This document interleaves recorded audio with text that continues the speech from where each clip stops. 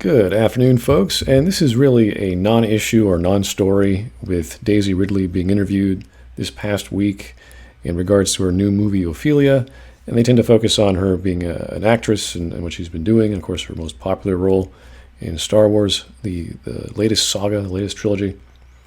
And they finished filming in February of this year for Episode 9, and they were asking her questions about various things that's been going on. And this is in regards to the previous director-writer, who was Colin Trevorrow.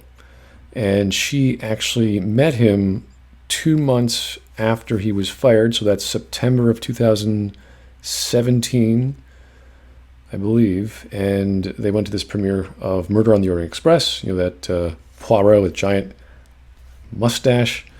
And they went for dinner, and she doesn't really say much. There's nothing really revealing here. Just, what's going to happen? I don't know, etc., etc. And then it goes on to say Trevorrow was let go from Episode 9 in late 2017, reportedly over creative differences tied to how this saga should come to a close. Now, this is the second time a director or writer-director has been quit or have been fired from a Star Wars movie, the first being Solo. And with Solo came a whole bunch of reshoots, costing pretty much all the profit from the movie itself. So why is this important? Well, Solo was a solo. It was an individual movie. And this is Episode 9 we're talking about here. Episode 7 set some stuff up. Episode 8 just sort of forgot about it, if not destroyed it. And Episode 9 is God knows what's going to happen. So anyway, Colin Trevorrow also spoke out about that. He didn't really say much about what happened and what went on. Now, this is back in May 30th, 2018. This is about 8-9 months after he was fired.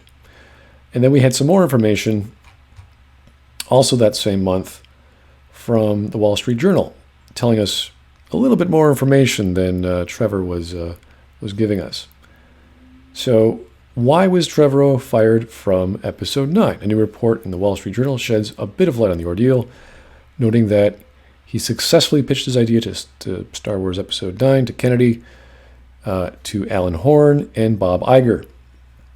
But WSJ says that once Trevorrow and his frequent collaborator Derek Connolly got to work on the script, Kennedy was unhappy with the drafts he was submitting. So drafts as in multiple versions of the script. Lucasfilm hired Harry Potter and the Cursed Child writer Jack Thorne, but both Kennedy and Trevorrow were unhappy with how that draft turned out as well. Okay, so here we have a writer-director getting hired by the big execs. He comes up with some drafts, not one, but some, multiple drafts. No one likes it, for whatever reason. We don't know. Then they hire someone else to do the writing. So he's now no longer a writer. He said, okay, I'm going to let someone else do it. They see the rough drafts. They don't like that either. So then Trevorrow, after that, reportedly wanted to take another stab at the script, but instead, Kennedy decided to fire Trevorrow entirely. Okay, so this is odd, because once he was demoted to director, which is not a demotion so much, he's no longer doing writing, he's now out of the entire production, which is odd. Like, why would you do that? What was the problem going on?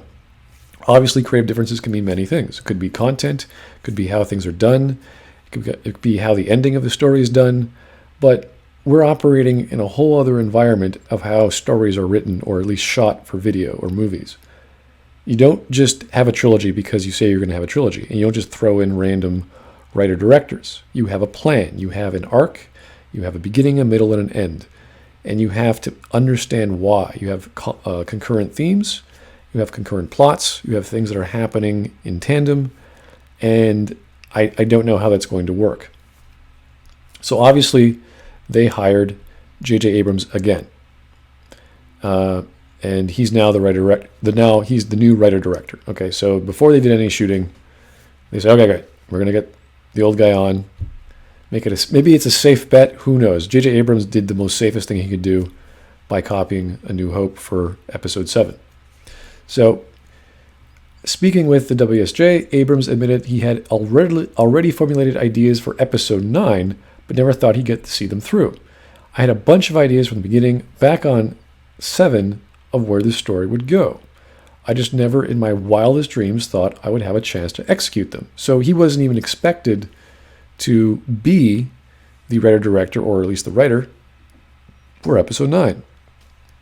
But of course, even as Collider is reporting, we may not know exactly what Trevorrow had planned until episode 9 comes out, if we ever know, but it does very much sound like Abrams and Terrio started from scratch when they came on board.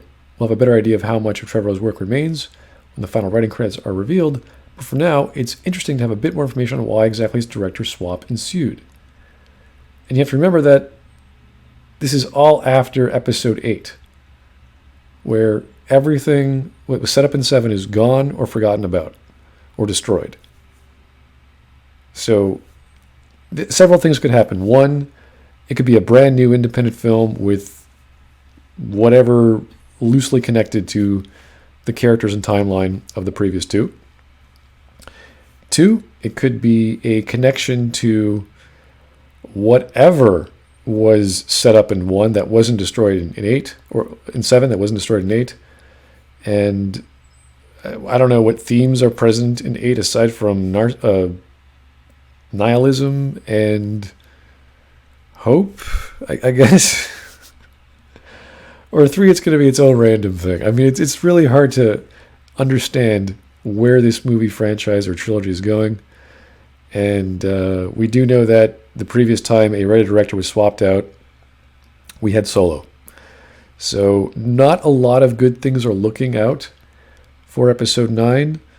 I wish I had more to report on this, but this is just how the setup for a story, or at least a movie in production, does not look very good at all. Thanks for everyone for listening, and have yourself a great day.